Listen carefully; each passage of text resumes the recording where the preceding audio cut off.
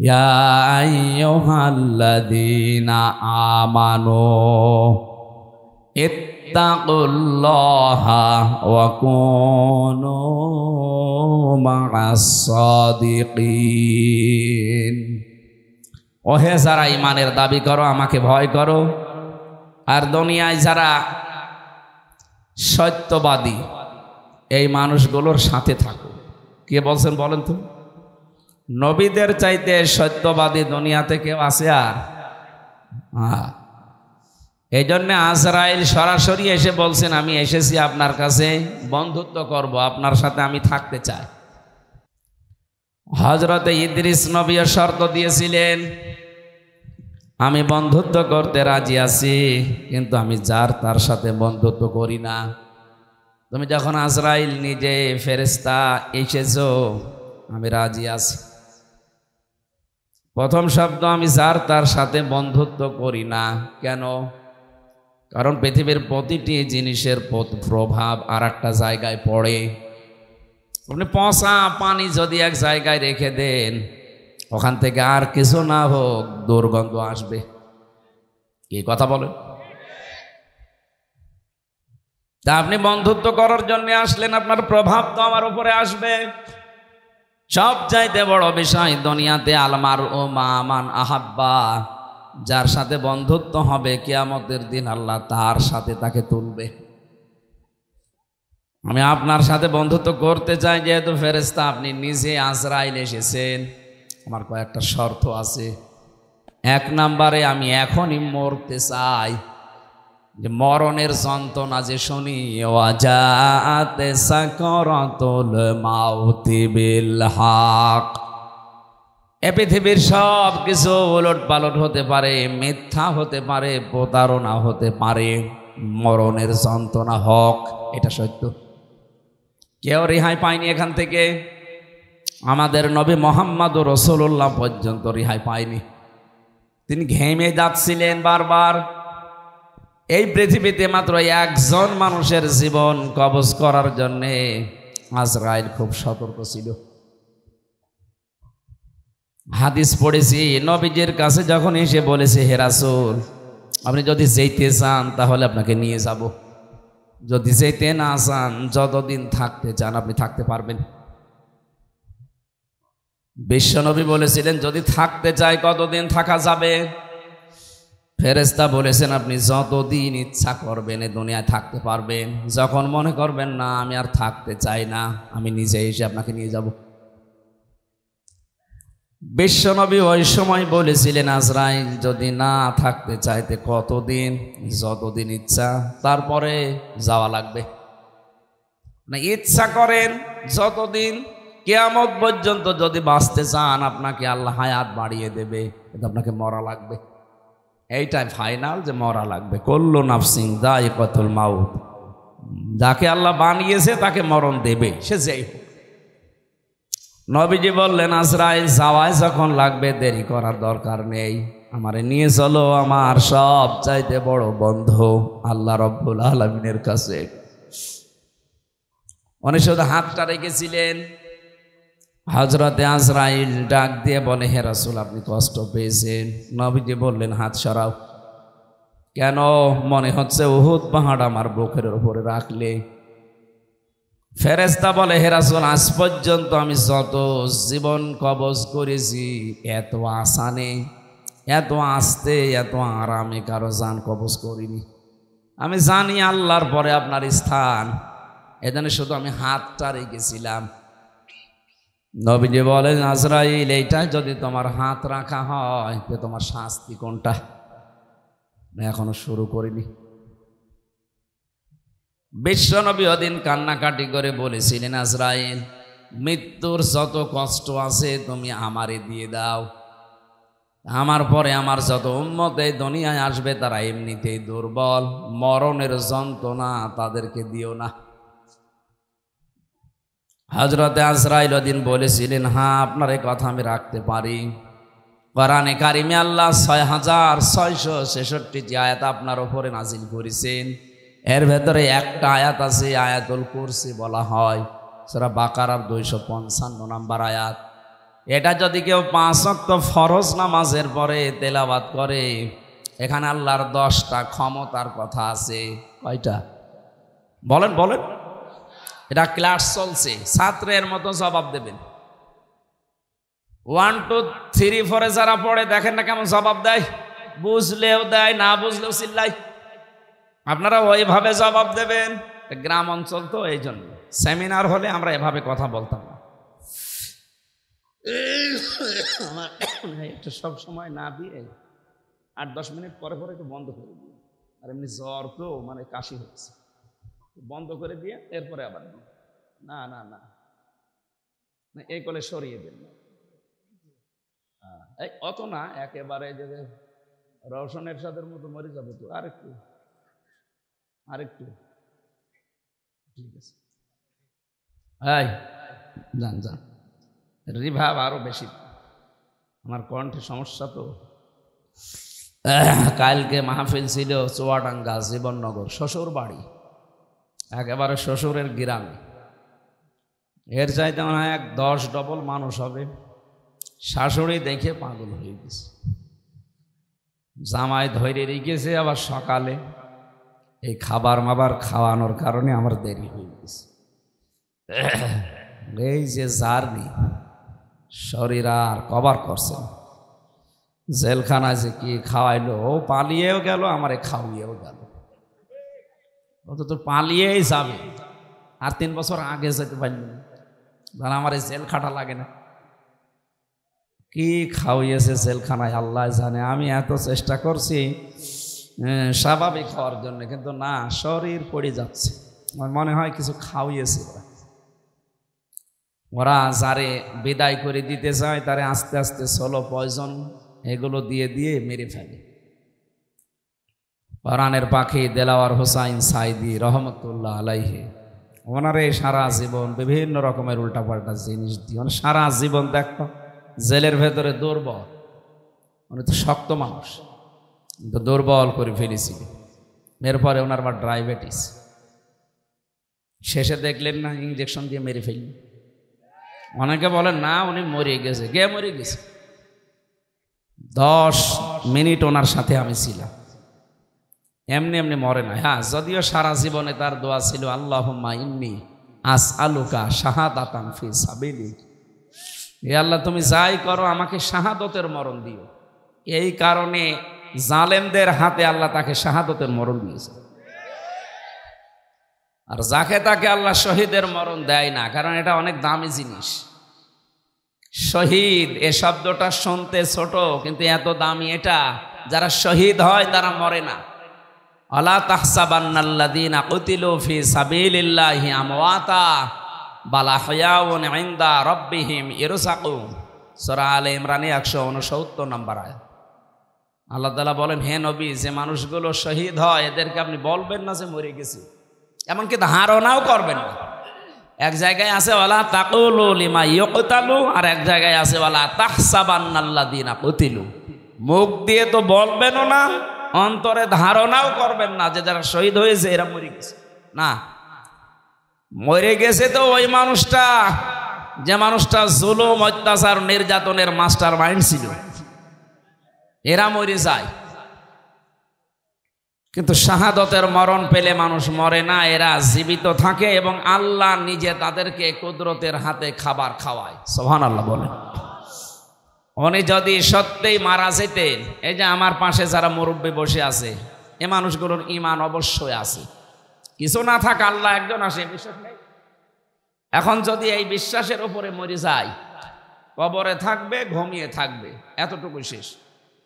এই কথা বলেন মানে, হ্যাঁ, এরপরে 5-7 মিনিট পরে প্রশ্ন করবে। যদি বলতে না পারে না, এই জায়গায় এসে কানের নিচে দেবে একটা, এ আর কি মারার কথা নিয়ে এসেছে নাকি। উনি যদি এই অবস্থায় ঈমান নিয়ে মারা যেতে পারে, কবরে শুয়ে থাকবে। মাম বাআসনা মিন মারকাদিনা হাযা মা ওয়াদার রহমান ওয়া সাদাকাল মুরসালুন। কিয়ামতে যেদিন সিংহায় ফুৎকার দেওয়া হবে, ফাইদা নুফিখা ফিস-সূর, ওই ফৎকারের সঙ্গে সঙ্গে উনি চোখ মুখ ডলতে ডলতে উঠবে আর ধমক দেবে, আমারে জাগালেন কেন, আমি তো ঘুমিয়েছিলাম। মনে হচ্ছে কেবল 8-10 মিনিট আগে ঘুমিয়েছে, অথচ কোটি কোটি বছর ওর জীবন থেকে আল্লাহ পার করে দিয়েছেন। ঘোষণা দেওয়া হবে, এইটাই সেই রহমানের ওয়াদার দিন, কিয়ামত কায়েম হয়ে গেছে, ওঠো। আপনি একটু সামনে দৃশ্যটা নিয়ে আসেন তো নিজের জীবনে, যে এরকম একটা সময় আমাদের সবার সামনে আসবে, কিয়ামতের ওই কঠিন ময়দান যেদিন কায়েম হয়ে যাবে, একটা ফৎকারে আপনি উঠবেন, চোখ ডলতে ডলতে উঠে দেখবেন যে সবাই দৌড়াচ্ছে ময়দানে, হাসরের ময়দানের দিকে। ফাইদা নফিখা ফিস সূরি ফালা আনসাবা বাইনাহুম ইয়াউমাইযি ওয়ালা ইয়াতাসাআলুন। যেদিন ফৎকারটা দেওয়া হবে ওই দিনের পর থেকে আল্লাহ পাক কিয়ামত যখন বিচার শুরু করবেন তখন পর্যন্ত কোনো সম্পর্ক আর থাকবে না। যত রকমের সম্পর্ক দুনিয়া আপনার ছিল, রক্তের বলেন, আত্মীয়তার বলেন, দলীয় বলেন, পৃথিবীর বিভিন্ন সম্পর্ক আমাদের সাথে আছে, এমনকি প্রেমিক প্রেমিকার সম্পর্ক থাকবে না। অনেকে দেখে মাথায় হাত দিয়ে বলে, আল্লাহর কসম করে বলো যে আমারে ভুলে যাবা না। কিসের ভুলে যাবা না?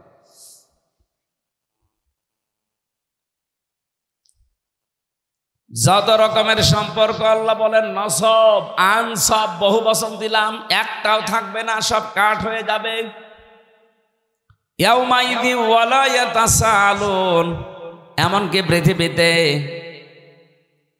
যে মানুষগুলো একে অন্যের কাছে কিছু আশা করে চায়, এরকম কোনো মানুষ দেখলেই তাড়াতাড়ি দৌড়াবে, ওর কাছে কোনো কিছু জিজ্ঞাসা করার সুযোগ দেবে না। এই দুনিয়া আমরা বিপদে পড়লে বাবাকে দেখলে মনে হয় যে আশা জাগে না, উনি আমার জন্য হয়তো কোনো জায়গায় কিছু চেষ্টা করছেন। আল্লাহর কসম, কোরআনে কারীম সূরা মুমিনুনের ভেতরে আল্লাহ এটা জানিয়েছেন, সিংগায় ফৎকার দিলেই ওই বাবা পর্যন্ত মনে করবে হয় আমার কাছে আসতে পারে, এই জন্য ও দৌড়াবে। কি করবে? ন্যাংরা মানুষ যেভাবে দৌড়ায় ওইভাবে না। ইয়াউমা ইয়াফিরুল মারউ মিন আখি, এই যে আল মারউ মিন আখি, এর আগে আল্লাহ ইয়াফিরু দিয়েছেন। ইয়াফিরু শব্দের শাব্দিক অর্থ হচ্ছে মাজা তুলে দৌড় দেওয়া। আপনার আত্মীয় স্বজন যত রকমের সম্পর্কের মানুষ আছে, ও দেখা মাত্রই মাজা তুলে দৌড় দেবে। বলেন নাউজুবিল্লাহ। এই জন্য আমার এই কথাটা একেবারে বাস্তব, আপনি নিজের চোখের সামনে মিলাবেন। কিয়ামতের দিন সবাই যখন উঠতে থাকবে আর শহীদ যারা হয় এই মানুষগুলো খেতে থাকবে। সুবহানাল্লাহ বলতে পারেন না? এই জন্য শহীদ এই শব্দটা খেলাচোরা বিষয় না। এ জেলাতে যিনি রাষ্ট্রপতির দায়িত্বে ছিলেন শহীদ জিয়াউর রহমান, শব্দটা ওনার নামের আগে আন্দাজে লাগানো হয়নি, চিন্তা ভাবনা করেই লাগিয়েছে। সারা পৃথিবী জানে এই বাংলাদেশের সংবিধানের ওপরে আল্লাহর ওপরে আস্থা, এই কথাটা উনি লিখেছিলেন। কথা বলে না কেন? বিসমিল্লাহির রহমানির রহিম, এটা দিয়ে সংবিধান শুরু হবে, এটা উনি লিখেছিলেন। ওনার জীবনের ভুল ত্রুটি হয়তো আছে মানুষ হিসাবে, আল্লাহ যদি বিচার করে যে আল্লাহর উপরে আস্থা, এই দিকে তাকিয়েও আমার মনে হয় আল্লাহ ওনারে মাফ করে দেবেন। ওনারে মাফ করে দিলে আমাদের বিশাল ক্ষতি হয়ে যাবে। বলেন আমার ভাইরা, আমি যে কথাটা তুলেছিলাম, শাহাদতের মরণে কোনো কষ্ট নেই, এজন্য আমার আল্লাহ পাক হযরতে মাওলানা দেলাওয়ার হোসাইন সাইদি রহমতুল্লাহ আলাইহে ওনাকে সাধারণভাবে জেলখানায় মরণ না দিয়ে জালেমদের হাতে শাহাদতের মরণ দিয়েছেন। কারণ এ মরণে আল্লাহ কোনো কষ্ট রাখেন। অথচ মুহাম্মদ রাসূলুল্লাহ বলতেছে আজরাইল হাত সরাও। তাহলে যে আয়াতুল কুরসি পড়ার কথা তিনি বললেন, এটা নিজে জান কবজ করবেন তিনি জানাচ্ছেন, হে নবী আমি যেহেতু সবার জান কবজ করব, আমি আপনাকে এই গোপন সংবাদটা জানালাম, আপনার উম্মতেরা যদি আয়াতুল কুরসির 10টা ক্ষমতা বিশ্বাস করে পড়তে পারে। অনেকের মনে আশা জেগেছে যে আমি আয়াতুল কুরসি পড়ি। আরে ভাই না, এর ভেতরে 10টা জিনিস আল্লাহ সাজিয়ে দিয়েছেন। এ 10টা জিনিস আপনার প্র্যাকটিক্যাল লাইফে, আপনার বাস্তব জীবনে এটা থাকা লাগবে। আপনি আন্দাজে পড়ে গেলেন, একটাও আপনার জীবনে নেই না, ওইরকম আয়াতুল কুরসিতে হবে না। আমি বহু হিন্দুর সাথে মিশে দেখেছি, আমার রিমান্ডে অনেক হিন্দু অফিসার পেয়েছি। আমার আর কোরআনের কারিমে কেমন আয়াত, তো আমার মনে হয় আমার চাইতে ওর কোরআন বেশি জানাস। এমন এমন আয়াত রাতের বেলা যখন পাহারা দিত ওই রিমান্ডে, এমন এমন আয়াত এসে পড়তো, কি গো নাম মনে হচ্ছে উল্টা পাল্টা, সুব্রত বালা, দেবদুলাল, মোহন কুমার, এর নাম তো সব মুসলমান। এরা পাহারা দিত কিন্তু আয়াত পড়তো কোরআন শরীফের। ইয়া আইয়ুহাল্লাযীনা আমানু ইন্না মিন আজওয়াজিকুম ওয়া আওলাদিকুম আদুওয়াল লাকুম ফাহদারুহুম। কিভাবে পড়েন? কোরআন শরীফ আমাদের আয়াত আছে, যে যে বিষয়ের আয়াতগুলো আছে 8টা 10টা 15 20টা করে আয়াত মুখস্থ করে রিমান্ডে আমারে প্রশ্ন করতো আমার এই ওয়াজ নিয়ে, যে আপনি এই ওয়াজ করেছেন এই আয়াতের সাথে, হ্যাঁ আপনি কেন এই জায়গায় এই কথা ঢুকালেন? বদরের ময়দানে এখানে 14 জন শহীদ হয়েছে, 14 জন কাফের মারা গেছে, আপনি এই জায়গায় তথ্যটা আগে না বলি পরে বললেন কেন? এগুলো ওরা আয়ত্ত করে নিয়েছে। কেন? ও মানুষগুলো দেখতাম মাঝে মাঝে আল্লাহর ভুল ধরছে, আমার রিমান্ডে প্রশ্ন করে আর আল্লাহর ভুল ধরে, যে আল্লাহর এই কাজটা ঠিক হয়, আপনার কাছে পরামর্শ নিয়ে আল্লাহ কাজ করার দরকার ছিল। শয়তান। সব চাইতে বেশি পেয়েছিলাম ওই যে মাটির নিচে আয়না ঘর, যেটা রিমান্ডে ওখানে নিয়ে যখন রেখে পাহারা দিত, রাত 12টার সময় এক দল আসতো, অধিকাংশ হিন্দু, এসে কোরআনে কারিমের এমন এমন আয়াত থেকে প্রশ্ন জিজ্ঞাসা করে, আর ওই 1.5 মিনিট 2 মিনিট ভিডিও শোনায়। দেখেন তো এটা আপনার নাকি? হ্যাঁ। কোথায় বলেছিলেন? চুয়াডাঙ্গায়। এইটা কোথায়? কুষ্টিয়ায়। এইটা নাটোরে। আমি বললাম যে 1.5 ঘন্টা কথা বলি আমি, এর আগে নেই পরে নেই, 1.5 মিনিট 2 মিনিট কোথা থেকে পান? বলে আমরা সারাদিন বসে বসে শুনি আর দেখি কোন জায়গায় হাত লাগানো যায়। হাত লাগাবেন, হাত লাগাতে হলে আমার চাইতে আপনার আয়ত্ত বেশি থাকা লাগবে। কথা বলেন না কেন? কেউ যদি ভুল ধরতে চায়, আমার আজকের আয়াতের তাফসিরে আমার কোরআনের ওপরে মাস্টার্স করা আছে, আমার মতো যারা করেছেন লেখাপড়া তার উপরে পড়াশোনা করা লাগবে।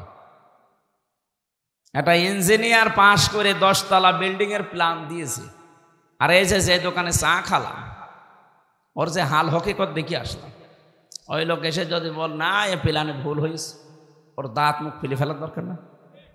এই কথা বলছে দেখা। এই লোকটা অনার্স মাস্টার্স করেছে এই বিষয়ের ওপরে, এতদিন লেখাপড়া করছে, 16 বছর পড়া লাগে, 16 থেকে 18 বছর। এ একটা প্ল্যান দিল, আর আপনি চার দোকানদারি করছেন, লবণ ঠিক মতো দিতে পারেন না, মিষ্টি ঠিক মতো দিতে পারেন না, আর আপনি ভুল ধরছেন এই প্ল্যানে। মানুষগুলো ভুল ধরছে, অবস্থা কিন্তু ওদের ওই রকমই ছিল। ওরা কিছু কিছু সাবজেক্টের উপরে আয়াতগুলো হাদিসগুলো আয়ত্ত করে করে কি করে ভুল ধরা যায় সেই চিন্তা ছিল। এভাবে যদি 16 বছর 18 বছর কোরআনের উপরে পড়াশোনা করে ভুল ধরা লাগতো, তাহলে আর ভুল ধরতো না। এমনকি আল্লাহরও ভুল ধরে। আমি আকিজ গ্রুপে চাকরি করতাম, ওই সময় তাদের খতিব ছিলাম। আপনারা অনেকে জানেন জানেন না, আকিজের বড় ছেলে যিনি এখন ডাক্তার মহিউদ্দিন, ওনার 4টা স্ত্রী, 4 বিয়ে করা তো জায়েজ নেই। দেখেছেন একটা জায়েজ জিনিস হালাল, এটা নিয়ে কত সমস্যা, কেউ ভয়ে কথা বলছে না। আরে আশ্চর্য রে! আল্লাহ তাআলা কোরআনে কারিমে বিয়ের কথা শুরু করেছেন 2 বউ দিয়ে, ফাঙ্কিহু,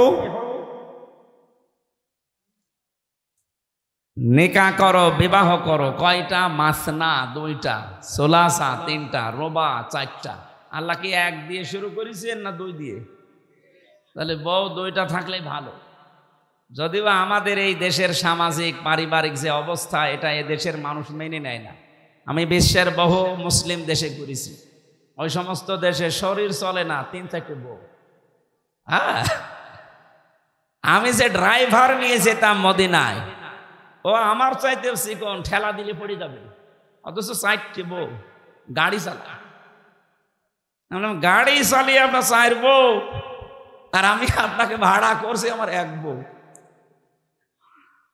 আপনাদের দেশের ওনার ভাষা দিয়ে আমার বলছিল আপনার দেশে ওই চলে, আমাদের এই দেশে এরকম। তা আমি ওনারে যেই জিজ্ঞাসা করলাম যে ভাই আপনি একটা হিন্দু মানুষ, আপনি ভুল ধরলেন আমার স্যারের যে উনি 4 বিয়ে করেছে। উনি আমারে লজিক দিচ্ছে যে একটা পুরুষ মানুষ যদি 4টা বিয়ে করতে পারে, একটা মহিলা কেন 4 বিয়ে করতে পারবে না? মহিলা পারবে না কারণ এক মহিলার পেটে যদি 4 জনের বীর্য যায় আর সন্তান যদি হয়, তো কারে বাপ বলে ডাকবে? এটা তো আমি বললাম, আমার জবাব দিচ্ছে আর একটা, হ্যাঁ বাপ বলে ডাকারও সিস্টেম আছে, এই সন্তান হবার পরে ডিএনএ টেস্ট করবে। এইভাবে বলছে যে ডিএনএ টেস্ট করে দেখবে যে এটা কোনটার জিনিস, তাহলে সেটারে বাবা বলবে। এই তো যুক্তি ঠিক আছে, কিন্তু এই যে একটা জন্ম দিলে না 1 বাবার হয়, 4টা দিলে তো জারজ হয়ে যাবে। কোরআনে কারিমের যে আয়াতগুলো, ওরা আমাদের চাইতে, আমরা তো খালি পড়ছি, এই যে 10টা ক্ষমতার কথা বলছি এমনি না, আমরা পড়ছি ওই মানুষগুলো এই 10টা ক্ষমতা জেনে পড়তো কিন্তু বিশ্বাস করতো না। আল্লাহ যে সব কিছুর উপরে ক্ষমতা রাখে এটাও বিশ্বাস করে না, কিন্তু আল্লাহর ক্ষমতা আছে এটাও পড়ে। আল্লাহু লা ইলাহা ইল্লাহু আল হাইয়ুল কাইয়্যুম, তিনি চিরঞ্জীব, তিনি চিরস্থায়ী। লা তাখুযুহু সিনাতুন ওয়ালা নাওম, তিনি ঘুমান্ত না, ঘুমের ঝিমকিও তার আসে না। এ পর্যন্ত ওরা পড়ে। তো এর ভেতরে 4টা ক্ষমতার কথা অলরেডি চলে গেছে। সুবহানাল্লাহ বলতে পারেন নাই? কয়টা? এই যে পর্যন্ত পড়লাম, এর ভেতরে 4টা ক্ষমতার কথা আল্লাহর চলে গেছে। উনি চিরঞ্জীব, উনি চিরস্থায়ী। আজ কত মানুষের মারা যাওয়ার পরে চিরঞ্জীব লিখে দিচ্ছে, চিরঞ্জীব মুজিব, নাউজুবিল্লাহ। এই শব্দটা দুনিয়ায় কারো নামে লাগানো জায়েজ নেই। উনি কি মুজিবকে আল হাই ছিল যে চিরঞ্জীব হয়ে গেছে? একজন শুধু চিরঞ্জীব, যার কোনো মরণ নেই। কে বলেন তো? আরো জোরে বলেন। সুতরাং যারা বিভিন্ন জায়গায় এরকম মূর্তি বানিয়ে, ভাস্কর্য বানিয়ে লিখে দিয়েছেন চিরঞ্জীব মুজিব, এটা কোরআনে আয়াতুল কুরসির সাথে সাংঘর্ষিক। কেউ যদি বিশ্বাস করে লেখেন, আপনার ঈমান চলে গেছে। এরপরে যে একটা একটা করে ক্ষমতার কথা আছে, আমি একটু টাচ দেই। যারা আয়াতুল কুরসি পড়লে আজরাইলের হাত থেকে, কষ্টের হাত থেকে বেঁচে যাবেন, উনি যেহেতু নিজে জানিয়েছে আজরাইল, আপনি এই 10টা ক্ষমতা বিশ্বাস করে আপনার জীবনে মিলাবেন, দেখবেন যে আসলে মেলে কিনা। 1 নম্বরে সব কিছুর উপরে ক্ষমতা কার? আরো জোরে। কিন্তু আমরা অনেকেই বিশ্বাস করি, বগুড়াতেও আছে, ক্ষমতার উৎস এরা বলে জনগণ। না, এটা আয়াতুল কুরসির সাথে যায় না। আপনি যদি এই বিশ্বাস করে থাকেন যে ক্ষমতার উৎস জনগণ, আর আপনি আয়াতুল কুরসি পড়ে, আপনার কথার সাথে আপনার বিশ্বাসের মিল নেই। এই কথা বললেন না কেন?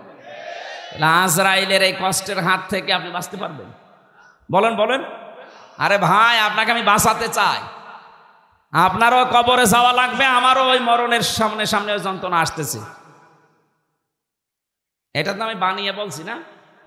সূরা নাহাল 14 নম্বর পারা, 9 নম্বর পৃষ্ঠা, 9 নম্বর লাইনের 32 নম্বর আয়াতের তাফসীর বাড়ি যে মিলাবেন, মরণের বিছানায় যখন আছাড় দিয়ে পড়বেন, আল্লাহ তাআলা বলেন, আল্লাযীনা তাতাওয়াফফাহুমুল মালাইকাতু তাজ্জিবিনা ইয়াকুলুনা সালামুন আলাইকুম উদখুলুল জান্নাতা বিমা কুনতুম তা'মালুন। বলেন আল্লাহু আকবার।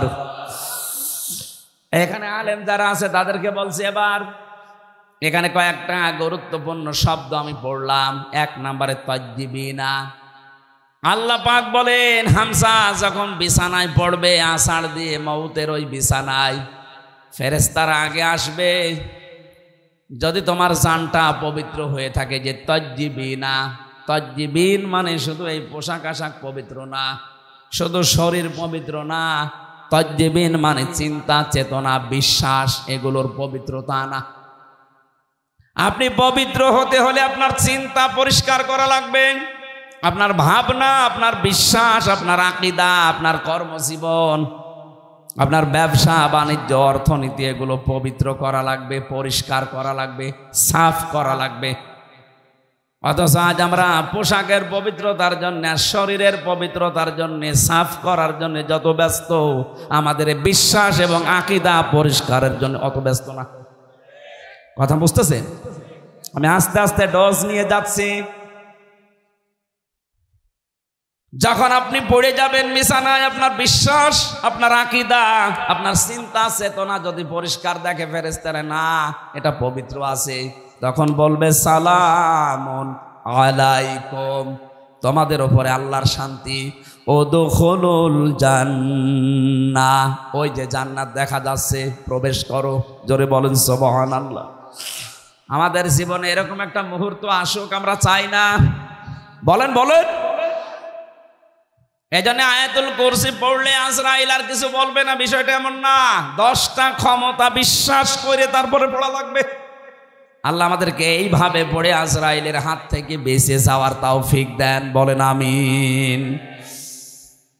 হযরতে ইদ্রিস নবী বলেছিলেন, ফেরেশতা আমি মরতে চাই। আমি শুনেছি যে সব কিছু মিথ্যা হলেও মরণের যন্ত্রণা মিথ্যা না। আপনি আমারে দেখান, আমারে মেরে ফেলেন, কেমন কষ্ট লাগে আমি দেখব, এরপরে আবার আমারে জীবিত করে দেবেন, কারণ জান কবজ করার দায়িত্ব তো আপনার।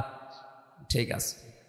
দ্বিতীয় নম্বর শর্ত আমার, আপনি বলেছিলেন জান্নাত জাহান্নাম এগুলো আমি আল্লাহর কাছ থেকে জানি। জান্নাত জাহান্নাম আছে, জাহান্নামে কেমন করে আল্লাহ শাস্তি দেয়, ওই শাস্তিটা আমি চোখে দেখব, আমারে দেন। জাহান্নামের ভেতরে দিয়ে দেন, আমি দেখে তারপরে আপনি আমারে আবার বের করে দেবেন। ঠিক আছে। জান্নাতের ভেতরে কি শান্তি আছে, কি আরাম আছে, কি আনন্দ আছে, এইগুলো আমি দেখব, এই নিয়ামত এগুলো দেখা শেষ হয়ে গেলে আপনি আমারে আবার বের করে দেবেন। ঠিক আছে। মরণের যন্ত্রণার এই কথা বলার পর ফেরেশতা আজরাইল আল্লাহকে বলেছিলেন, রব্বুল আলামিন গিয়েছিলাম তো ভালো জায়গায় নবী মনে করে, কিন্তু এই লোকটা তো ভেজাল, ও মরতে চায়। আল্লাহ পাক বলেন, আমার বান্দা যখন আকাঙ্ক্ষা করেছে, ঠিক আছে কাজ করো। মেরে ফেললেন, আবার জীবিত করে দিলেন। আমি তাফসিরের ভাষায় হাদিসটা পড়তে গিয়ে দেখেছি, এই যে হযরতে ইদ্রিস নবী কিন্তু শক করে মৃত্যুবরণ করেছিলেন। কি করে বলেন বলেন? শকের মরণ কেমন হয় দেখি, মৃত্যুর যন্ত্রণাটা। হযরতে ইদ্রিস নবী পরবর্তীতে দুনিয়ার মানুষকে জানিয়েছে, তোমরা জানো এই যে শক করে যে মরতে গেলাম, শকের এই মরণে কেমন কষ্ট হয়েছে। জীবিত ছাগলকে জিন্দা অবস্থায় চামড়া খুলে লবণ দিলে যেরকম লাগে, আমার ওইরকম লাগছিল। ও বগুড়াবাসী, শকের মরণে যদি এই হয়, আমরা যারা মরতে রাজি না তাদের কিছুই হবে না। তারপরও তো তিনি একজন নবী। ঠিক আছে, আপনি আমারে নিয়ে চলেন জাহান্নামে। জাহান্নামে আমি দেখতে চাই কেমন করে আল্লাহ শাস্তি দিচ্ছে। দেখালেন জাহান্নাম, ঘর ঘর করে আবার বের করে নিয়ে আসলেন, নিয়ে যান আমারে জান্নাতে। জান্নাতের ভেতরে প্রবেশ করিয়ে সব দেখাচ্ছে, সব শেষ হয়ে গেছে। বলছে কি এবার চলেন। হযরত ইদ্রিস নবী ডাক দিয়ে বলে, আল্লাহর ফেরেশতা চলে যাও। আমি যাব না। কেন? কারণ আমি আল্লাহর বাণী এটা জানি, খালিদিনা ফিহা লা ইয়াবগুনা আনহা হিওয়ালা। কোন মানুষ যদি জান্নাতে একবার যেতে পারে, আল্লাহ কোনো দিন তাকে বের করে দেবে না, আর সে বের হতেও চাইবে না। আল্লাহ যখন বলেছে যে বের করে দেবে না, আমি তো চাই না বের হতে, তুমি ডিস্টার্ব করো কেন? চলে যাও। আজরাইল আলাইহিস সালাম বলছে, আল্লাহ তোমার নবী ইদ্রিস তো খুব চালাক। আল্লাহ বলেন, ফিরে আসো, আমার নবী ইদ্রিসের কপালে আমি এইটাই লিখেছিলাম। বলেন সুবহানাল্লাহ। আমি শুধু আলহামদুলিল্লাহ সুবহানাল্লাহ বলার জন্য আপনাকে এখানে বসিয়ে রেখেছি তা না। এখানে শিক্ষা কি পেলাম? হযরত ইদ্রিস নবী কিন্তু যে কোনো কায়দায় জান্নাতে গেছে। কথা বলে না কেন? ওনাকে আল্লাহ বের করে দিয়েছে, আর উনি বের হতে চাচ্ছে। নবীজির কথা অনুযায়ী এটা যদি জান্নাতের বাগান হয়, বিশ্বাস আমাদের আছে না নেই? তাহলে এখান থেকে আমার আল্লাহ আপনাকে বের করে দিচ্ছে, আপনি বের হয়ে যাবেন। এখন যেটা চলে যাবে মনে হবে ও জান্নাত ভালো লাগছে না, এবার যান চলে যান, ওই যে চলে যাচ্ছে, যান যান যান যান তাড়াতাড়ি যান। আপনি জাহান্নামে যাবেন, জান্নাত ভালো লাগছে না, চলে যান যান। যারা এই ময়দানে এসে সত্যি জান্নাত মনে করে আমরা বসে আছি, যদিও জান্নাতের ভেতরে এরকম পচা লাইট থাকবে না, এরকম লাইট থাকবে, কয়েকটা সামিয়ানা দিয়ে ঘিরে দেবে নাকি? হাদিস হচ্ছে যাকে সর্বনিম্ন জান্নাত দেওয়া হবে তামাম দুনিয়ার 10 দুনিয়ার সমান। আজ যারা জমি জায়গা হয় না, খালি মানুষের আত্মসাৎ করে, তাদের কত জমি লাগবে, এরকম দুনিয়া 10টা বানিয়ে দেবে। জোরে বলেন আল্লাহু আকবার। এই জন্যে আল্লাহ রসুলের প্রতি যাদের বিশ্বাস আছে, এ দুনিয়া তাদের কাছে তুচ্ছ মনে হয়। আমরা হয়তো ওই পর্যায়ে পৌঁছাতে পারিনি, তাই যার হালকা পাতলাও পৌঁছিয়ে গেছে, শুধু বাংলাদেশ না তামাম দুনিয়াও তার কাছে মশার ঠ্যাঙের মতো মনে হয়। কারণ তামাম দুনিয়া না, এরকম 10টা দুনিয়া আল্লাহ তার ইমানের কারণে তাকে জান্নাতে দান করবেন। আল্লাহ যেন আমাদের এরকম একটা পরিবেশ দেন, বলেন আমিন। দরুদ আর সালাম পাঠ করার মাধ্যমে আমরা কোরআনে কারিমের একটা আয়াত পড়েছি, সূরা নিসা। কোন সূরা? আজকের আলোচনার বিষয় হচ্ছে অধিকার। এই জিনিস থেকে আমরা প্রায় 53 বছরই কম বেশি বঞ্চিত আছি। অধিকার থেকে আমরা বঞ্চিত না? হযরতে মুআজ ইবনে জাবাল রাদিয়াল্লাহু তাআলা আনহু ইয়ামেনের গভর্নর হয়ে তাকে যখন আল্লাহর নবী পাঠাচ্ছিলেন, ডাক দিয়ে বললেন, মুআজ, আল্লাহর উপরে তোমার যে অধিকার, তোমার উপরে যে আল্লাহর অধিকার তুমি কি জানো? বলছে, না, আপনি ভালো জানেন।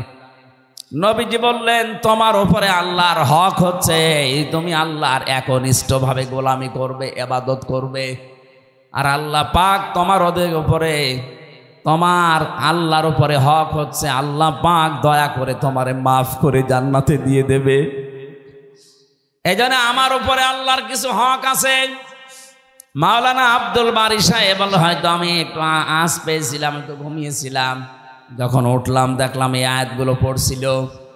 বাবার স্ফলিঙ্গ দিয়ে দ্রুত গতিতে যে পানিটা বের হয়ে যায়, না পাক পানি দিয়ে মায়ের রেহেমের ভেতরে আল্লাহ পাক মানুষকে আস্তে আস্তে তৈরি করতে থাকেন।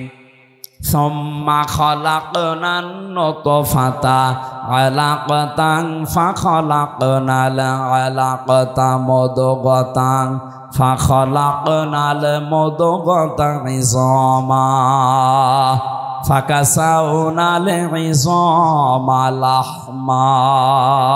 জোরে বলেন সুবহানাল্লাহ।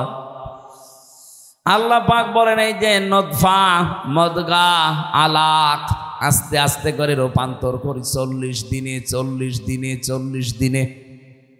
আলাক শব্দের শাব্দিক অর্থ হচ্ছে যোগ। কি বললাম? এই যে পানির নিচে যেগুলো থাকে মানুষের শরীরের সাথে লেগে যায়, মায়ের জরায়ুর ভেতরে দেওয়ালের সাথে ঠিক 40 দিন আমরা এইভাবে যোগের মতো ঝুলিয়েছিলাম। এখান থেকে আস্তে আস্তে চর্বি, চামড়া, গোশত এগুলো দিয়ে দিয়ে আমার আল্লাহ মানুষ বানিয়েছেন। এ রক্তের প্রবাহমান ধারা তৈরি করেছেন শরীরের ভেতরে, একটা আলাদা আকৃতি দিয়েছেন আমাদেরকে তিনি নিজে। এই যে ফেরেশতাদের দেখতে পাচ্ছেন এই বডিটা, এটা ফেরেশতারা বানিয়েছে। আর এই যে আকৃতি যেটা মুখ, এর ভেতরে আল্লাহ 5টা ইন্দ্রিয় শক্তি দিয়ে আল্লাহ নিজে বানিয়েছেন। বলেন সুবহানাল্লাহ। এ মাথার ভেতরে জিনিস আছে কয়টা? বলেন বলেন। যে চিন্তা আসে কোন জায়গা থেকে? মাথা থেকে। বলেন না কেন? শোনেন আপনি কি দিয়ে? কান দিয়ে। কথা বলেন, নিঃশ্বাস নিচ্ছেন, দেখছেন আপনি চোখ দিয়ে, পাঁচটা ইন্দ্রিয় শক্তি গুরুত্বপূর্ণ, এগুলো সব এই মাথা কেন্দ্রিক। আল্লাহ এই জন্য নিজে এটা তার হাত দিয়ে বানিয়েছেন। লাকাদ খালাকনাল ইনসানা ফি আহসানি তাকওয়িম, অবশ্যই আমি সব চাইতে সুন্দর আকৃতি দিয়ে বানিয়েছি মানুষকে। কে বলছেন? আরো জোরে বলেন। এত সুন্দর করে আমি মানুষ বানালাম। পৃথিবীর একটাই সৃষ্টি, এই যে কাবা শরীফ, যদিও কালো গিলাপ দিয়ে ঢেকে রাখা আছে। দুনিয়ায় কত কিছু তো কালো দেখি আমরা। এই যে ভমর কালো, কোনো মানুষ একবার ভমর দেখে আর একবার তাকাতে মনে বলে আমি পাইনি। কথা বলছে না কেন? পেঁচা, বাদর, চামচিকা, এরা নিজেরা তো কালো, আবার কালো জিনিস এরা ভালোবাসে, অন্ধকার। এই জন্য এদের যা চেহারা, এদের একবার দেখলে আর একবার দেখতে মন চায় না। কাবা শরীফও কালো, একটা এমন একটা আকর্ষণ আল্লাহ ওর ভেতরে দিয়েছেন, যতবার তাকাবেন মনে হয় আর একবার তাকায়। নবীজি জানিয়েছেন পৃথিবীর দুইটা জায়গা আছে যেখানে তাকিয়ে থাকলেই সওয়াব হয়, একটা কাবা শরীফ আর একটা আপনার মা আর বাবা। জোরে বলেন সুবহানাল্লাহ। মায়ের দিকে বাবার দিকে কেউ যদি মহব্বতের নজরে তাকিয়ে থাকে, একটা নফল হজের সওয়াব হয়ে যায়। সাহাবী বললেন, হে নবী, আমি যদি 100 বার তাকাই?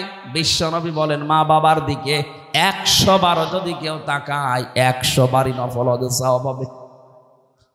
অথচ কয়েকদিন আগে জেনে রংপুরের নীলফামারী, কিশোরগঞ্জ একটা থানা আছে, ওখানে যেয়ে দেখলাম বৃদ্ধাশ্রমে এই লাইনে আর এই লাইনে কত মা বাবা বসে চোখের পানিগুলো ফেলছে। এদের চোখের দিকে তাকালে আমি বুঝতে পেরেছি এরা সন্তানের জন্য বরদোয়া করছে। যে মায়ের দিকে বাবার দিকে শুধু তাকালেই হজের সওয়াব হয়ে যায় নফল, অথচ ওরাও তো কোনো মা বাবার সন্তান ওদেরও আছে, ওরা রেখে এসেছে নিজের ইচ্ছা করে ওই বৃদ্ধাশ্রমে। একটা সন্তান বলেন তো কখন তার মা আর বাবাকে বৃদ্ধাশ্রমে রেখে আসে? আমার যতটুকু মায়া মহব্বত ইমান আছে আমার দ্বারা সম্ভব না। যদি আমার বউ ছেলে মেয়ে সব ছেড়ে দেওয়া লাগে, তাও আমার মা আর বাবাকে বৃদ্ধাশ্রমে রেখে আসা সম্ভব না আমার ইমানে। ওরা তো রেখে এসেছে। কথা বলে না কেন? ওরা রেখে এসেছে কোন কারণে? ওদের পেছনে কোনো কারণ আছে। আমি একবার রাঙ্গামাটি গিয়েছিলাম, লংগদু থানা, ওখানে একটা বৃদ্ধাশ্রম আছে। বললাম আমারে নিয়ে চলেন তো দেখি আসি।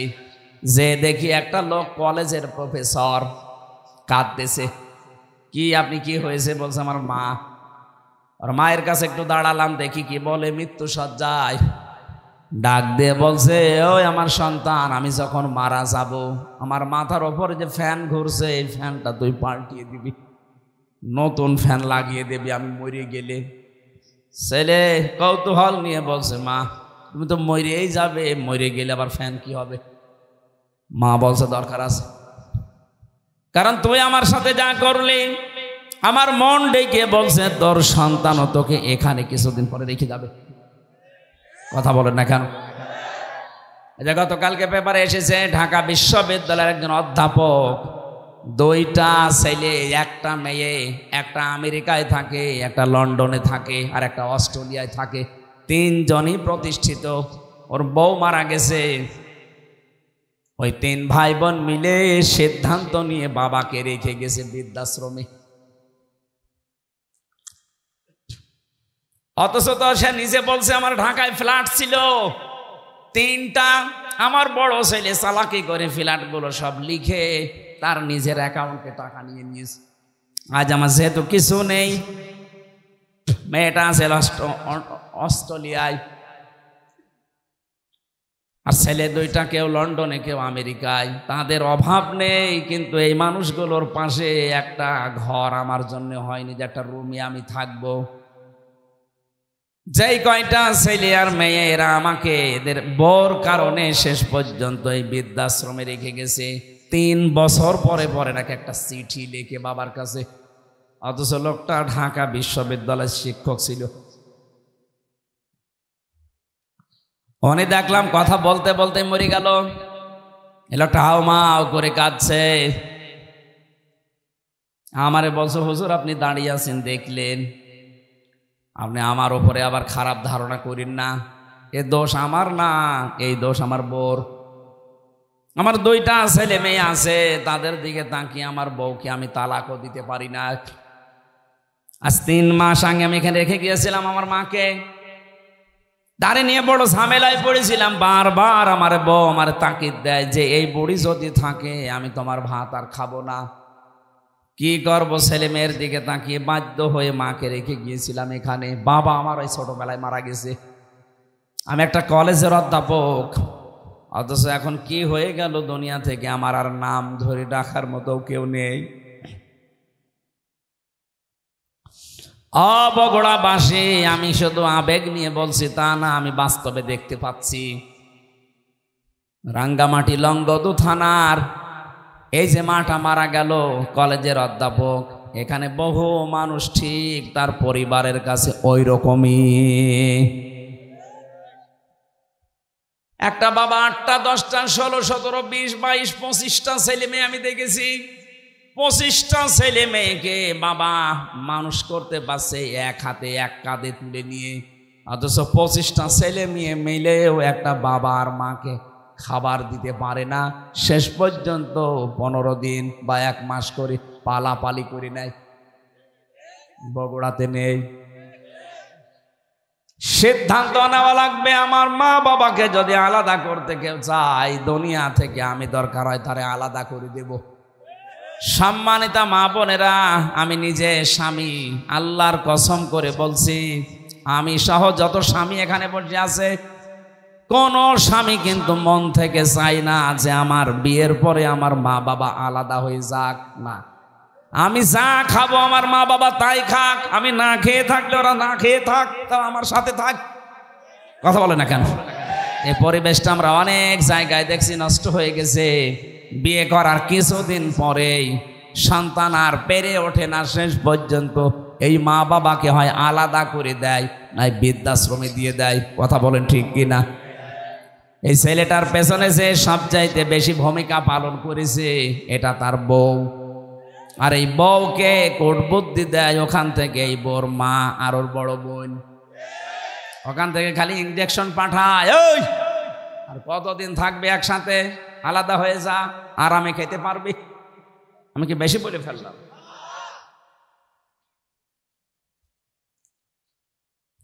আল্লাহ রাব্বুল আলামিন বলেন, এত কষ্ট স্বীকার করে করে তোর মা তোকে পেটে বহন করে চামড়া গোশত চর্বি দিয়ে যখন একটা আকৃতি তোকে বানিয়ে দিলাম, এই মানুষটাকে আমি আল্লাহ আস্তে করে মায়ের পেট থেকে বের করে নিয়ে আসলাম। আল্লাহু আখরাজাকুম মিন বুতুনি উম্মাহাতিকুম, মায়ের পেট থেকে আস্তে করে বের করার দায়িত্ব আমার। এই দায়িত্বটা এখন ডাক্তাররা পালন করছে, আল্লাহর উপরে এখন আর নেই। কথা বলে না কেন? আজ 100টার প্রায় 95টা সিজার ছাড়া হচ্ছে না।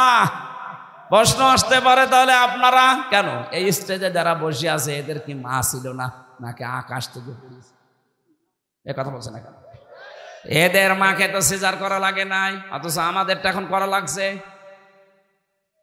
আজ অধিকাংশ মানুষের মেয়েদের ভরসাই হয়ে গেছে না, হবে না, ও সিজার করাই লাগবে।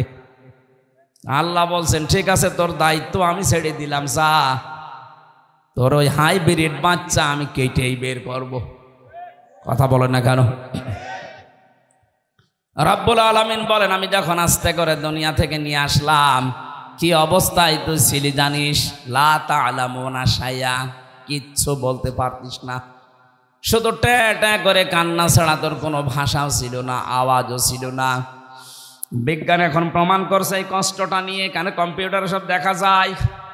একটা মানুষ সর্বোচ্চ কষ্ট সহ্য করতে পারে 45 ইউনিট। কত? পৃথিবীর প্রতিটি জিনিস পরিমাপ করার যন্ত্র আছে। এই যে প্যান্ডেলটা, এটা কতটুকু, এটা পরিমাপ করার জন্য একটা অস্ত্র আছে না, ফিতা আছে, ফিতা। আপনি কাউকে দেন, সে ফিতা দিয়ে মাপ দিয়ে বলতে পারবে এটা কতটুকু। আপনি যদি এইরকম চাউল নিয়ে এসে বলেন এটা মেপে দেন, দাড়ি পাল্লা আছে, কথা বলেন না কেন? এই যে পানির বোতল আছে, এটা লিটার সিসি কেজি দিয়ে মাপা হয়। পৃথিবীর প্রতিটি জিনিস মাপ করার জন্য আলাদা আলাদা যন্ত্র আছে। আল্লাহ পাক বলেন তোর মা তোকে দুনিয়ায় আনতে যে কষ্টটা পেয়েছে, ডেলিভারির কষ্ট, এইটার জন্য একটা পরিমাপের যন্ত্র আছে। কষ্টটা পরিমাণ হচ্ছে 45 ইউনিট। এর বেশি হলে পুরুষ মানুষ মারা যাবে। কিন্তু একটা মা দুনিয়ার ময়দানে সন্তানের মুখ দেখতে হলে 57 ইউনিট কষ্ট সহ্য করা লাগে। কত? 45 থেকে 57। আপনি টের পাচ্ছেন? রব্বুল আলামিন বলেন আস্তে আস্তে যখন তোকে এভাবে নিয়ে এসে কথা বলা শেখালাম, খাওয়ালাম, এভাবে হামজা বানালাম, তোর প্রতি আমার কিছু দায়িত্ব আছে। আমি তোকে যা যা দেওয়ার সব দিয়ে দিয়েছি। এখন তোর ওপরে আমি আল্লাহ কিছু চাই এইটা, ওয়াবুদুল্লাহ, তোরা আমার ইবাদত করবি। কার? মানে ইবাদতটা কি, এইটাই আমরা অনেকেই জানিও না, মানিও না। অনেকে মনে মনে ভাবে না, আবার জেনে ফেললে আবার কাজ করা লাগবে, জানি না তাই মানি না, ভালো আছি না। একটা সাফ কথা শোনেন, ইসলামের কোন নিয়ম নীতি যদি আপনি জানেন কিন্তু মানেন না, তাহলে আপনার একটা গুনাহ হবে। কয়টা? আর ইসলামের কোন নিয়ম আপনি জানেনও না, মানেনও না, আপনার ডবল গুনাহ হবে। কেন বলেন? কারণ আপনি জানাও ফরজ, মানাও ফরজ। জানার ফরজ আপনার আদায় হয়েছে, মানার ফরজ আদায় হয়নি, এজন্য গুনাহ হবে কয়টা? কিন্তু আপনি জানেনও না, মানেনও না। আপনার জানার ফরজ যেহেতু আদায় হয়নি, মানার ফরজও আদায় হয়নি। এই জন্য যারা বলে জানার নাম ইসলাম না, মানার না ইসলাম, এটা একটা শয়তানি। আপনি না জানলে মানবেন কি করে? এলাকায় বহু মানুষ আছে সুদ খায় কিন্তু জানে না এই ধান্দায়। ও মনে মনে ভাবে আল্লাহর কাছে আমি বলবো আল্লাহ আমি জানতাম না। কথা বলছেন না? এই যে যারা টাকা ছেড়ে রাখেন, 1000 টাকা ছেড়ে দেয়, 1 মাস পরে 1200 টাকা করে নেয়, এটা যে সুদ হয় অনেকে জানে না। না, আপনি বলবেন যে আমি জানি না। এই যতদিন বলবেন যে আমি জানতাম না ততদিন আপনার অসুবিধা নেই, কিন্তু যেই বলবেন আমি জানতাম, তুমি যেই নিয়ে করলেন কেন? এই ধারণা আমাদের ছিল যে জানতাম না তাই আল্লাহকে বলবো আমি জানি না তাই মানি না। না, আপনার গুনাহ হবে ডবল। আপনি জানেন না কেন? আমি কি জেনে এসেছি? আমার জানা লেগেছে। এই কথা বলছেন না কেন? এই এলাকায় হয়তো এই গুনাহ এখনো আরম্ভ হয়নি। এই যে টাকা ছেড়ে রাখে টাকা আসে, কিন্তু অনেক জেলায় এটা আছে। এই এলাকায় যারা এই কাজ করছেন, টাকা ছেড়ে রাখেন আর টাকা আসে, এটা প্রকাশ্য সুদ। মায়ের সাথে জেনা করার মতো গুনাহ করছেন আপনি। এটা ছেড়ে দেওয়া লাগবে। কারা কারা এই গুনাহ ছেড়ে দেবেন? হাত তোলেন তো। এই এলাকায় তো চলছে 180 মাইল বেগে। ঠিক আছে, আপনারা এই এলাকায় তো প্রায় সবই মায়ের সাথে জেনা করছেন। সে না খাইয়ে থাকেন, না খাইয়ে মরে যান, তারপরও জাহান্নামে যাওয়া লাগবে না। কিন্তু মায়ের সাথে জেনা করে গেলে জাহান্নামে শুধু না, ইদাফ লাহুল আযাব ইয়াউমাল কিয়ামা, জেনাকারীদের শাস্তি ডবল হবে। কয়টা বলেন? তাহলে এই গোনাটা এখনো পর্যন্ত আপনার এলাকায় আছে, আর আপনি নামাজ পড়েন, রোজা রাখেন, হজ করে আসেন। কিসের হজ করেন? আজকেই সিদ্ধান্ত নিয়ে বাড়ি যাবেন যে না আমি আর এই গোনার সাথে নেই, টাকা যা ছেড়ে রেখেছি আগামী মাস থেকে টাকা শুধু 1000 দিলে 1000ই নেব, 1200 নেব না। পারবেন না ভাই?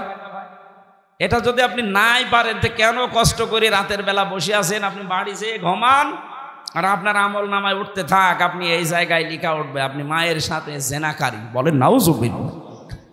কুষ্টিয়ার বড় বাজারে দেখলাম আসরের নামাজ পড়ে গেল, আমার সাথে নামাজ পড়ে দোকানের সামনে দিয়ে ঘুরতেছে, আর কে টাকা দেয়, টাকা নিয়ে কি লেখে, কি গো নামাজ পড়ে আসলো আর এই লোক এত টাকা পায়। চলে যাওয়ার পরে দোকানদারকে বললাম ভাই কিসের টাকা দিলেন? হুজুর বলা যাবে না। বলা যাবে না মানে? প্রতি মাসে মাসে উনি একবার করে এখানে আসে, আল্লাহরে ওলি টাকা নিয়ে যায় আমার কাছে, 10,000 করে আমারে টাকা দেয় মাসে মাসে। আর এক এক হাজারে 100 টাকা করে বেশি। এটা কি সুদ? বলেন না কেন? এগুলো স্বর্ণের দোকানে দেখলাম বেশি দেয় ওরা।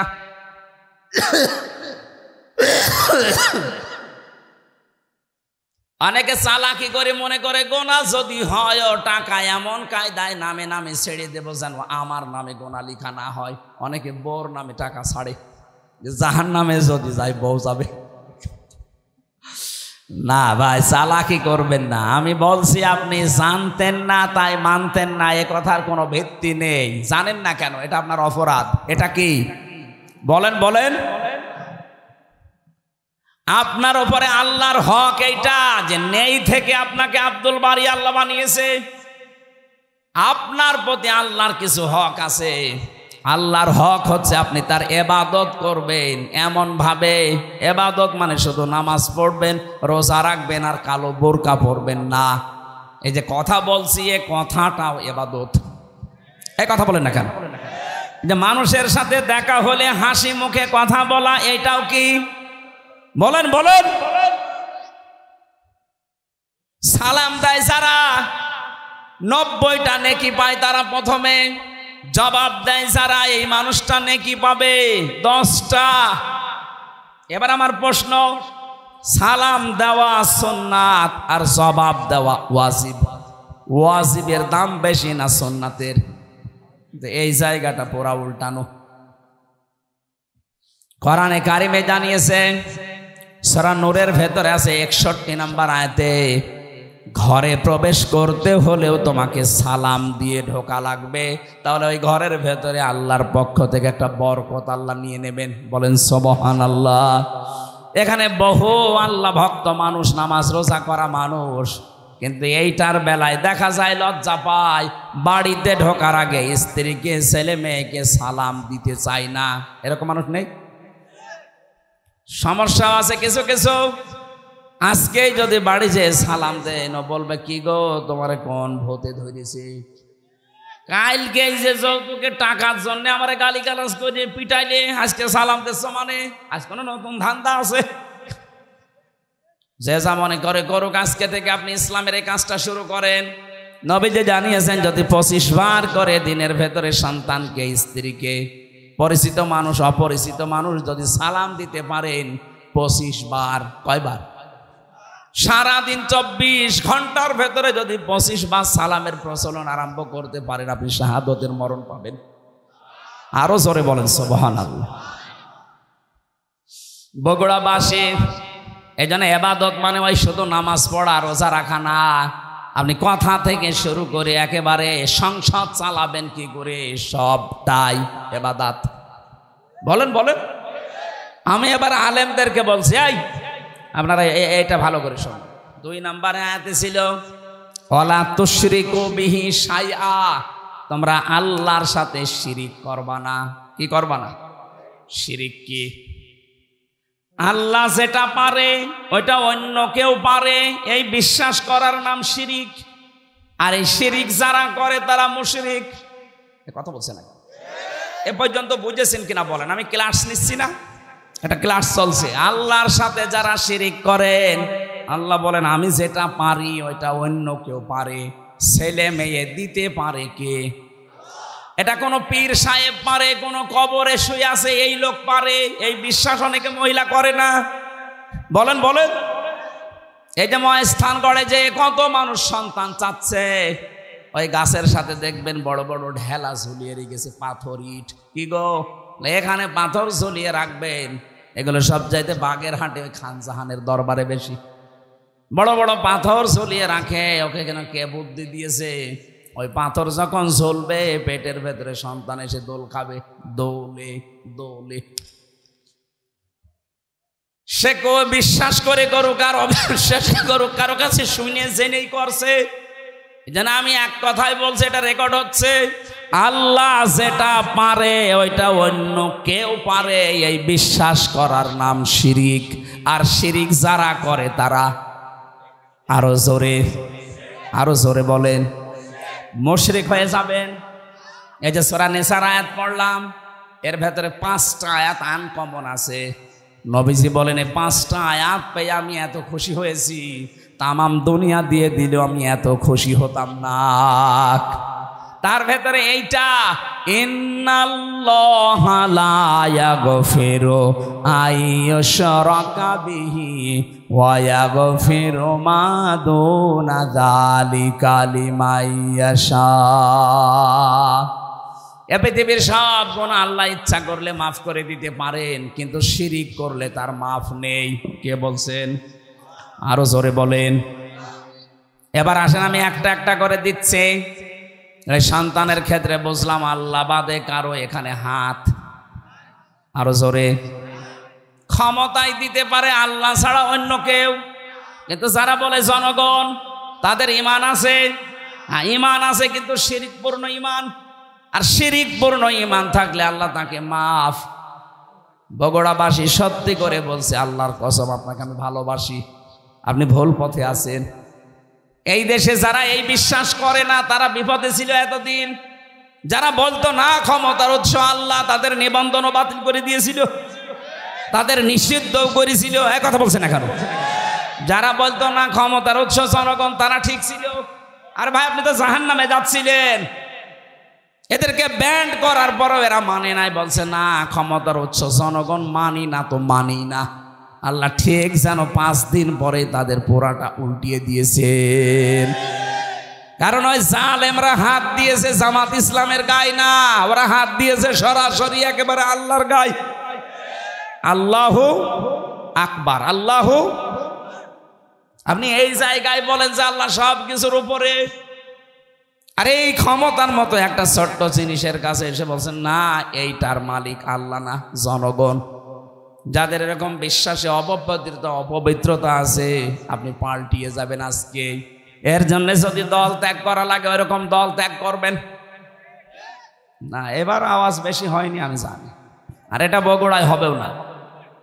কথা বলছে না কেন? যেই দলের বিশ্বাসে এই শিরিক আছে যে ক্ষমতার উৎস জনগণ, ওইটার মুখে ঝাঁটা মেরে চলে আসা লাগবে। ও দল যদি আমার বাবাও তৈরি করে, ও দলে আমি নেই, কারণ আমার বাবা জাহান্নামে গেলে আমি তার সাথে যেতে পারি না। কথা বলেন, আগে বাবার সাথে যাবেন। এবার একটা নতুন তথ্য বলছে, এখানে আলেম চলে গেছে নাকি? হ্যাঁ, এবার ভালো করে শুনবেন। আল্লাহ রাব্বুল আলামিন বলেন, ওমান দাখালাহু কানা আমিনা। সূরা আলে ইমরানে আছে 93 নম্বর আয়াতের মাঝের অংশে আছে। রব্বুল আলামিন বলেন, এই যে কাবা শরীফের যে চত্বরটা, এখানে কেউ প্রবেশ করলে তাকে আল্লাহর নিরাপত্তা দিয়ে দেয়। কে? কেন? ফিহি আয়াতুম বাজ্জিনাতুম, এখানে আল্লাহর বিভিন্ন নিদর্শন আছে। মাকাম ইব্রাহিম, একটা নিদর্শনের নাম মাকাম ইব্রাহিম, যেটা লিফট হিসাবে ব্যবহার করে ওই পাথরের উপরে দাঁড়িয়ে দাঁড়িয়ে ইব্রাহিম আর ইসমাইল নবী কাবা ঘর বানিয়েছিলেন। এই যে লিফট আবিষ্কার হয়েছে এই পাথর থেকে, দাঁড়ালে এই লিফটের মতো চলে যেত উপরে। আবার যখন মনে করতেন আমি নেমে পাথর আবার নিতে চাই, তখন আবার নিচে নেমে পড়তো। যারা হজে গেছেন দেখেছেন কাবার পাশে কয়েক হাত ধরে হযরতে ওমর ওই পাথরটা ওখানে রাগিয়ে রেখেছেন, আগে কাবার সাথে ছিল। এখন মানুষের সুবিধার্থে এটা করা। আল্লাহ পাক বলেন এই চত্বরের ভেতরে আল্লাহর বহু নিদর্শন আছে। তার 1 নাম্বার নিদর্শন, ইন্না আউওয়ালা বাইতি উযিআ লিন-নাস লাল্লাযী বিবাক্কাতা মুবারাকাও ওয়া হুদাল লিল আলামিন। পুরাতন প্রাচীন একটা নাম মক্কা শরীফের বাক্কা। কি নাম? এই মক্কার নাম ছিল বাক্কা। এই বাক্কায় পৃথিবীর প্রথম ঘর আল্লাহ প্রতিস্থাপন করে দিয়েছেন, তার নাম কাবা। নাম কি? এই 75 ভেতরে কেউ গেলে তাকে নিরাপত্তা দিয়ে দেয়, শান্তি স্বস্তি, সে নিরাপদ হয়ে যায়। কে? আরো জোরে বলেন। আমি কেন এটা বলছি বারবার বলেন তো? আমি এটা বোঝাতে চাই, কাবা শরীফের চত্বরটা আল্লাহ এমন নিরাপদ বানিয়ে দিয়েছেন, অথচ ওই এরিয়ার বাইরে গেলে অনেক উল্টাপাল্টা কাজ চলছে।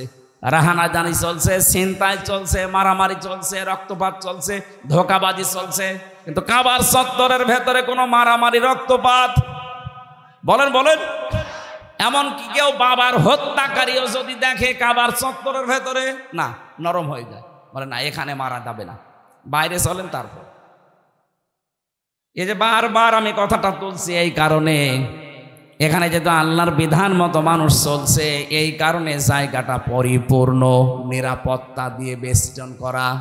এদিকে তাকান এদিকে।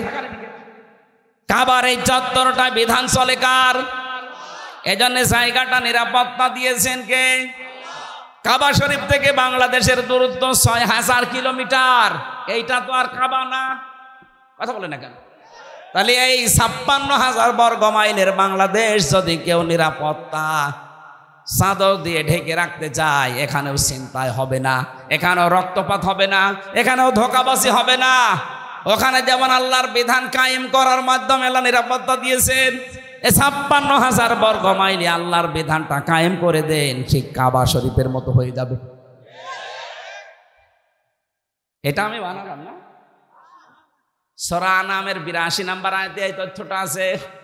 আল্লাযীনা আমানু ওয়া লাম ইয়ালবিসু ঈমানাহুম বিযুলমিন উলাইকা লাহুমুল আমন।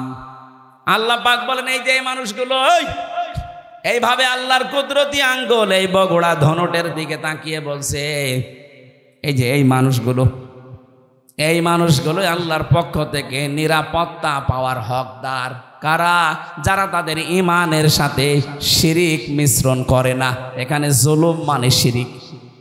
তাহলে আমরা বাংলাদেশকে যদি কাবার মতো নিরাপত্তা দিতে চাই, এই ৫৬,০০০ বর্গ মাইলে বসবাস করে যদি আমরা নিশ্চিন্তায় থাকতে চাই, আমাদের চুরি ডাকাতি ছিনতাইয়ের রক্তপাতের হত্যার কোনো ভয় থাকবে না, আয়না ঘরের কোনো অস্তিত্ব থাকবে না। তাহলে এই দেশে যারা আছি শিরিক মুক্ত জীবন গঠন করা লাগবে, আর জোরে বলা লাগবে। শিরিক কি? এই আয়াতের দ্বিতীয় শব্দ এটা, আবুদুল্লাহ ওয়ালা তুশরিকু বিহি শাইআ। আল্লাহর ইবাদত করবা আর শিরিক করবা না। শিরিক এবার আমি পেয়েছি তাফসিরে, শিরিক বিল জাত, শিরিক বিল সিফাত, শিরিক বিল ইখতিয়ারা, শিরিক বিল হুকুক। এই ৪ প্রকারগুলো আবার শ্রেণী বিভাগ করে করে ৮ প্রকার, ১২ প্রকার, ২২ প্রকার, ৪২ প্রকার, ৭২ প্রকার, ১২০ প্রকার পর্যন্ত শিরিক আছে। সবগুলো আমি নোট করেছি। এক একটা বিষয়ের উপরে এত কথা আল্লাহ লুকিয়ে রেখেছে, যত গবেষণা করবেন তাফসীর আকারে তত বের হবে। জোরে বলেন আল্লাহু আকবার। এই জন্যই তাফসীর করতে গেলে এরকম সময় লাগে। এখন শিরিক শব্দ নিয়ে যদি এত বেশি, ইবাদতের ব্যাখ্যা ছিল ৯টা, শিরিকের ব্যাখ্যা আছে ২৭টা।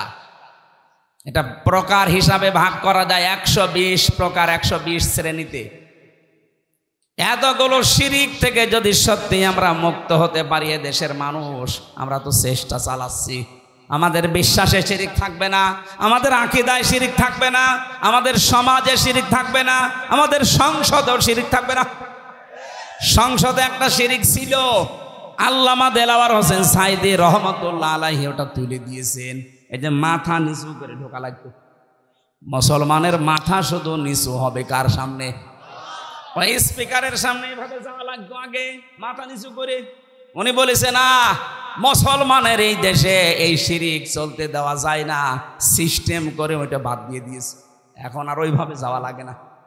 কিন্তু ১৫.৫ বছরের দিকে তাকান, এই দেশটা যেন মানুষ মুশরিক হয়ে যায়। ওই দাদা বাবুদের মতো ওরা সর্বাত্মক চেষ্টা চালাচ্ছিল। কোথাকার কোন বাবার ছবি বিভিন্ন প্রতিষ্ঠানে টাঙিয়ে টাঙিয়ে সম্মানের জায়গায় রেখে দিয়েছে। ছেলে মেয়েরা এইভাবে করে করে পূজা করতো, আমি নিজে দেখেছি। একটা জাতিকে মুশরিক বানাতে পারলে তাকে অনিয়ন্ত্রিত করে ফেলা যায়। আজকে ভারত বাংলার বিভিন্ন পাহাড় অঞ্চলগুলো অস্থিতিশীল করে রাখতে চায়, ওদের একটা গোপন ষড়যন্ত্র আছে। আজকে একটা ভিডিও ফাঁস হয়েছে।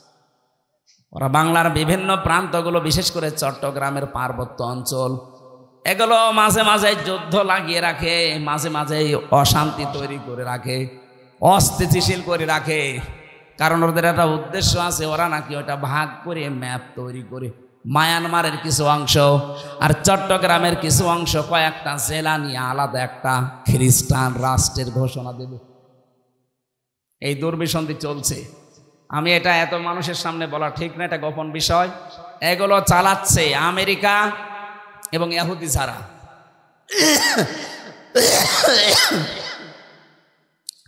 এদের এই গোপন ষড়যন্ত্র যদি বাস্তবায়ন হয়ে যায়, এই যে উপদেশটা 3 বার পাল্টিয়ে গেল, ডক্টর মোহাম্মদ ইউনূস থেকে একবার, এরপরে আবার কয়েকজন, এরপরে কয়েকদিন আগে আবার 3 জন। এগুলো এমনি এমনি করছে না, একটা দুর্বিসন্ধি আছে। সব চাইতে ভয়ঙ্কর এর ভেতরে এই ফারুকি, এই লোকটা মেয়েতে মেয়েতে ছেলেতে ছেলেতে বিয়ে করা, এই যে সমকামিতা, এটা প্রমোট করে। এইগুলো নিয়ে সে সিনেমাও বানিয়েছে। এই যে পরকীয়া প্রেম করে মানুষ উদ্বুদ্ধ হয় কি করে, সে তার নিজের স্ত্রী তিশাকে এই সিনেমায় কাজে লাগিয়েছে। 3rd person singular number, bachelor, আমি উপন্যাস পড়েছিলাম, ওইগুলো দেখছে এখন সিনেমা বানাচ্ছে। আমার বিশ্ববিদ্যালয়ে থাকাকালীন একটা অভ্যাস ছিল, ক্লাসের পড়া যাই হোক, আমি উপন্যাস পড়তাম খালি। এই দেখেছিলাম ওই সময়, ওইগুলো দিয়ে দিয়ে এখন নতুন নতুন সিনেমা তৈরি করছে। আর এগুলোর লেখক যারা, আমি ওই লেখকের নাম নিতে ঘৃণা করি। ওই মানুষগুলো যা করে গেছে, পরকীয়া প্রেমের মাধ্যমে পুরা একটা সংসার জাহান্নামী হয়ে যায়। 2, 3, 4, 5 সন্তানের ছেলে মেয়ের মা সব রেখে আল্লাহর রাস্তায় চলে যাচ্ছে। কথা বলছে না কেন? ও বলছে ঠিক, ওটা আল্লাহর রাস্তা, শয়তানের রাস্তা না। পরকীয়া প্রেমে যারা আছেন, আপনি আজকেই তওবা করে ওই মোবাইল নাম্বার ওই বান্ধবীর বলেন আর ওই পরকীয়া প্রেমিক প্রেমিকার এক্ষুনি ডিলিট করে দেবেন। ও বলছে ঠিক, তার মানে ওর মোবাইলে আছে। ওই এদিকে আস। আয়াতের 3য় কথা ছিল, রব্বুল আলামিন বলেন, হে পৃথিবীর মানুষেরা, ওয়াল জারিদিল কুরবা ওয়াল জারিল জুনুবি ওয়াস-সাহিবি বিল জামবি ওয়াবনিস সাবিল। পৃথিবীর ময়দানে যারা আত্মীয় স্বজন আছে, প্রতিবেশী হোক আর অনাত্মীয়, তাদের সাথে মিলমিশ করে চলবা, ভালো ব্যবহার করবা। আজ হাজারো মানুষের কারণে প্রতিবেশী অশান্তিতে আছে, অথচ লোকটা নামাজ পড়ে। কথা বলেন না কেন? আরে প্রতিবেশী মানে আপনার বাড়ির পাশে সে আছে, শুধু সে না, আপনি বাসে যাচ্ছেন বগুড়া থেকে ঢাকা পর্যন্ত, এই যে 4-5 ঘন্টা সময় লাগবে, আপনার পাশের সিটে যে আসে সে 5 ঘন্টার প্রতিবেশী। বলেন বলেন, আপনি সিট এমন ভাবে কাজ করে নিয়েছেন যে সে পা রাখবে সেই জায়গাও নেই না, আপনি প্রতিবেশীকে কষ্ট দিতে পারেন না। এত বেশি কথা জিবরাইল নবীকে প্রতিবেশী সম্পর্কে শোনাতেন। নবীজি বলেন, আমার মনে হচ্ছিল আমার জমি জায়গার ভাগ, এই মিরাস, এইটাও নাকি প্রতিবেশীকে দেওয়া লাগতে পারে নাকি। আবার বলেন তো, এত গুরুত্ব স্যার তাদের সাথে আজ আমাদের সম্পর্ক দা কুমড়ার। এগুলো টাউনে তো আরো বেশি, গ্রামেও আছে। মুরগিতে ধান খেয়েছে, এই নিয়ে প্রতিবেশীর সাথে গন্ডগোল। বলেন বলেন, অমা মালাকাত আইমানুকুম, সাবধান, নিজেরা অধীনস্থ যারা আছে তাদের সাথে খারাপ ব্যবহার করবা না। নবীজির জীবনের শেষ কথা 2টা, তিনি বলেছিলেন আস-সালাত আস-সালাত, অমা মালাকাত আইমানুকুম আস-সালাত। উম্মতেরা, আমি তোমাদের রেখে গেলাম, যাই করবা করবা, নামাজ ছাড়বা না। আর অধীনস্থ যারা আছে, কাজের লোক, মেয়ে ছেলে যাই বলেন, তাদের সাথে ভালো ব্যবহার করবা। নবীজির জীবনের শেষ কথা এইটা। আল্লাহ আমাদেরকে আয়াতটা বাস্তব জীবনে মেনে নেওয়ার তৌফিক দেন, বলেন আমিন। আল্লাহুম্মা আমিন। লা ইলাহা ইল্লা আনতা সুবহানাকা ইন্নী কুনতু মিনাজ জালিমিন। ও মাবুদ, আমার কণ্ঠে ব্যথা করছে, চাতক পাখির মতো তোমার বান্দারা শুনছে। আমরা কোরআনে কারিমের আয়াত থেকে যতটুকু শিক্ষা পেয়েছি, বাস্তবে আমল করার তৌফিক দাও। শিরিক মুক্ত বাংলাদেশ, জুলুম মুক্ত বাংলাদেশ গঠনের মাধ্যমে এটাও তুমি কাবার চত্বরের মতো নিরাপত্তা দিয়ে ঢেকে দাও। এ মাহফিলের আয়োজন করতে গিয়ে যারা শ্রম দিল, এই যুবকগুলোকে কবুল করো। যত মানুষের সাথে ইনভলভ আছে আল্লাহ এদেরকে অমরের মতো বানিয়ে দাও। সম্মানিতা মা বোনদেরকে কবুল করো রব্বুল আলামিন। বহু কষ্ট স্বীকার করছে আজকের এই অনুষ্ঠানের জন্য যারা মা বোনেরা সহ প্রত্যেককে তুমি তার স্ব জায়গায় পুরস্কার দিয়ে দাও। মাওলানা আব্দুল বারী রশিদি আমার বড় ভাইকে কবুল করো, তার সন্তান দুইটাকে মঞ্জুর করো। মাওলানা হোসাইন তার বাবাকে হারিয়েছে, মাফ করে দাও। আল্লাহ তাআলা জালেমের জিন্দানখানায় 3টা বছর আমি বন্দী ছিলাম, আমি অসুস্থ হয়ে পড়েছি, আমার শরীরটা তুমি আগের অবস্থায় স্বাভাবিক করে দাও। এলাকায় মাটির নিচে যারাই ঘুমিয়ে আছে কবরগুলো জান্নাতুল ফেরদাউস বানাও। আল্লাহ তাআলা কোনো জালেম যেন কিয়ামতের আগে বাংলার চেয়ারের বসতে না পারে সেই ব্যবস্থা করে দাও। যারা দায়িত্বে আছে তাদেরকে সততা দাও, তাদের ভেতরে তাদের কলিজায় জাহান্নামের ভয় তুমি ঢুকিয়ে দাও রব্বুল আলামিন। আমি আবার বলছি আমার কণ্ঠটা তুমি ছেড়ে দাও। বারাকাল্লাহু লানা ওয়া লাকুম ফিল কোরআনিল আযীম। মরণ যখনই আসবে একবার হলেও যেন আমাদের এই জবানে জারি হয়ে যায় লা ইলাহা ইল্লাল্লাহু মুহাম্মাদুর রাসূলুল্লাহ। আসসালামু আলাইকুম।